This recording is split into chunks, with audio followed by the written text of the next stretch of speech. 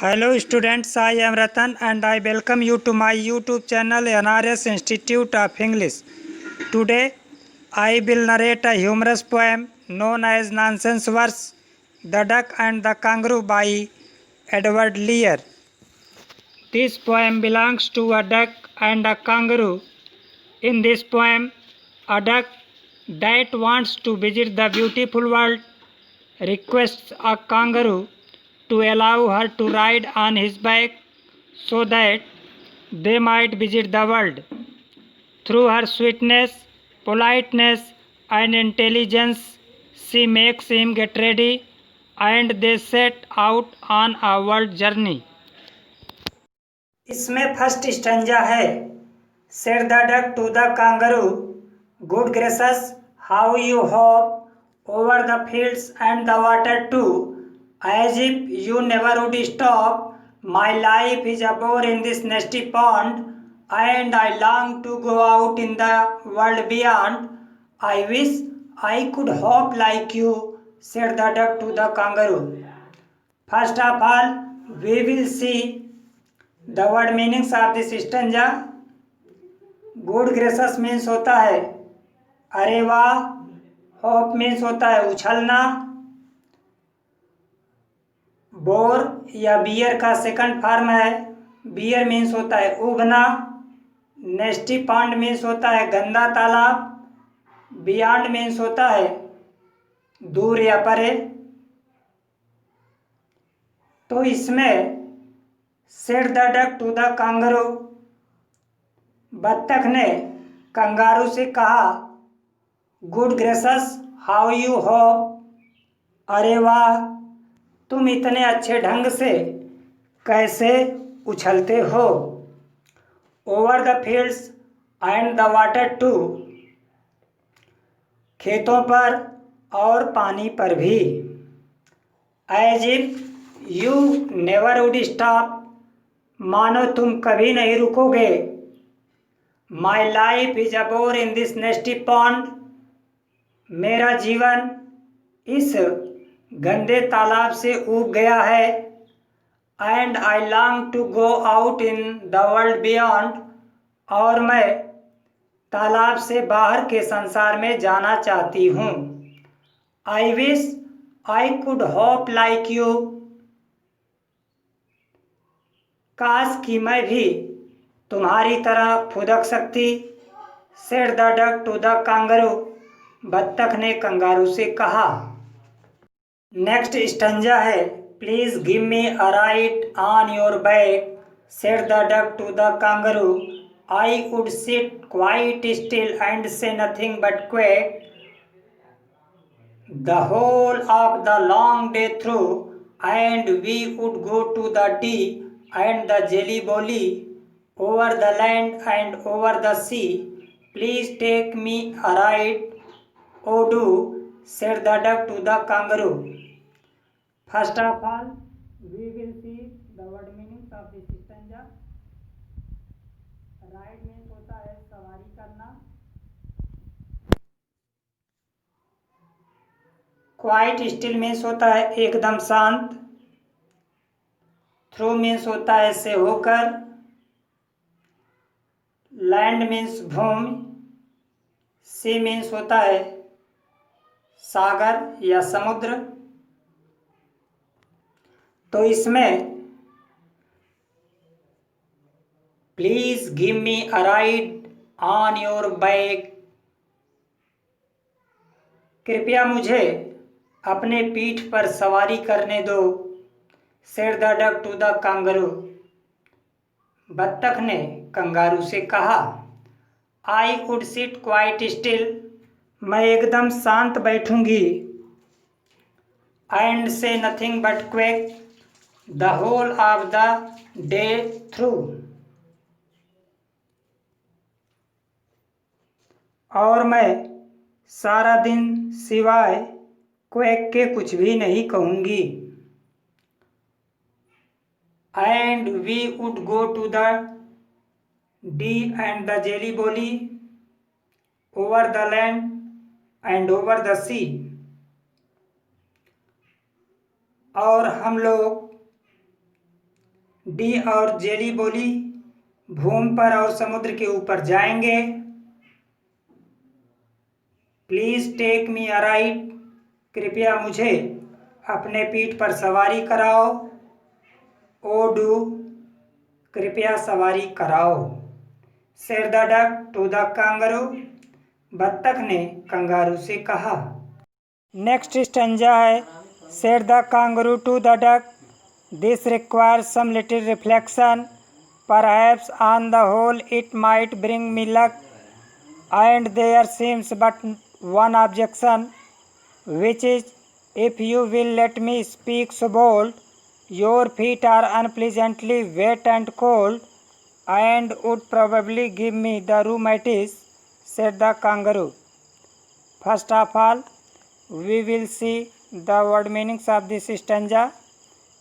Requires means होता है आवश्यकता, रिफ्लेक्शन मीन्स होता है विचार या सोचना, परहैप्स मीन्स होता है शायद, ऑब्जेक्शन मीन्स होता है विरोध या आपत्ति, अनप्लीजेंटली मीन्स होता है भद्दे रूप से, प्रोबेबली मीन्स होता है शायद, रूमेटिज मीन्स होता है गठिया रोग या जोड़ों की समस्या।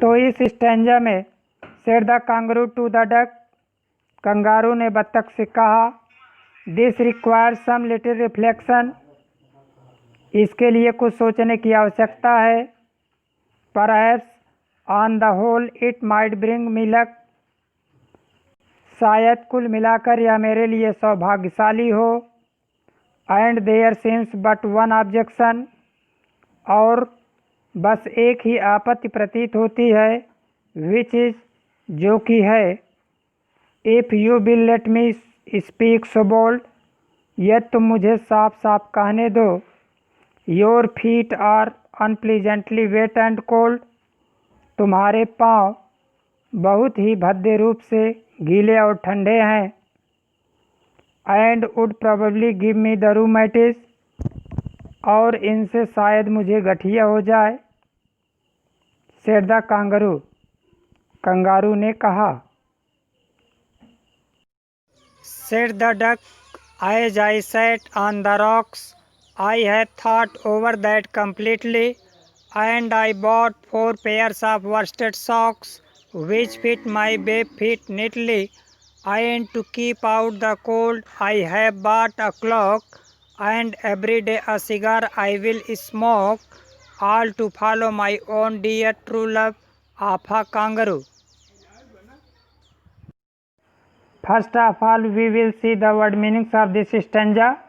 रॉक्स मीन्स होता है चट्टाने, कम्प्लीटली मीन्स होता है पूरी तरह से, पेयर्स मीन्स होता है जोड़ा, वर्स्टेड सॉक्स मीन्स होता है एक विशेष प्रकार की ऊन से बनी मोजें, नीटली मीन्स होता है जालीदार, क्लॉक मीन्स होता है लबादार। तो इस स्टेंजा में सेड द डक, बत्तख ने कहा, as I sat on the rocks, जब मैं चट्टानों पर बैठी थी, I have thought over that completely, तभी मैंने इसे पूरी तरह विचार लिया था, and I bought 4 pairs of worsted socks which fit my bare feet neatly, और मैंने 4 जोड़ी ऊनी मोजे जो मेरे जालीदार पैरों में अच्छी तरह फिट आते हैं खरीद लिया था, and to keep out the cold I have bought a cloak, और ठंड से बचने के लिए मैंने एक लबादा खरीद लिया है, and every day a cigar I will smoke, और प्रतिदिन मैं एक सिगार पीऊँगी, all to follow my own dear true love of a kangaroo, ये सब अपने प्यारे कांगरू को अर्थात कंगारू को प्यार देने के लिए। लास्ट स्टंजा है said the kangaroo, I am ready, All in the moonlight pale, but to balance me well, dear duck, sit steady, and quite at the end of my tale. So away they went with a hop and a bound, and they hopped the whole world 3 times round. And who so happy, oh who, as the duck and the kangaroo. So first of all, we will see the word meanings of this stanza. Ready means होता है तैयार, moonlight पेल means होता है मध्यम चांदनी रात, balance means होता है संतुलन, स्टेडी मीन्स होता है स्थिर होकर, हॉप एंड बाउंड मीन्स होता है उछलते कूदते। तो इस स्टेंजा में सेड द कंगारू, कंगारू ने कहा आई एम रेडी, मैं तैयार हूँ। All in the moonlight pale, मध्यम चांदनी रात में। But to balance me well, dear duck sit steady, लेकिन मेरा संतुलन सही बना रहे प्यारी बत्तख, इसके लिए स्थिर होकर बैठना। And quite at the end of my tail, और मेरी पूंछ के एकदम अंतिम सिरे पर बैठना। So away they went with a hop and a bound, इसलिए वे उछलते कूदते दूर चले गए। And they hopped the whole world 3 times around, और वे फुदक कर 3 बार सारे संसार के चारों ओर गए।